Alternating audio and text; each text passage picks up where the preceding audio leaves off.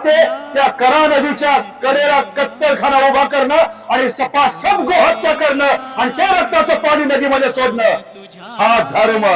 अरे मग तुमच्यामध्ये आणि अफजल खानामध्ये फरक तो काय राहिला? त्या अफजल खानाने तुळजापूरच्या तुळजा भवानीचं मंदिर पाडलं होतं आणि तुम्ही रातोरात या बारामतीतलं हे दत्त महाराजांचं मंदिर पाडलं, हे नवग्रहांचं मंदिर उद्ध्वस्त केलं। म्हणून माझ्या बारामतीकरांना आवाहन आहे, ज्यांनी हे दत्त मंदिर रातोरात पाडलं त्यांना सुद्धा तुम्ही रातोरात पाडा आणि पाडाच। आणि ज्यांनी हे नवग्रहाचं मंदिर उद्ध्वस्त केलं त्यांचे ग्रह तर असे फिरवा की येणाऱ्या 7 पिढ्या परत कुठल्या मंदिराकडे वाकड्या नजरेने बघणार नाहीत। एवढंच बोलतो आणि थांबतो। अवधूत चिंतन गुरुदेव दत्त।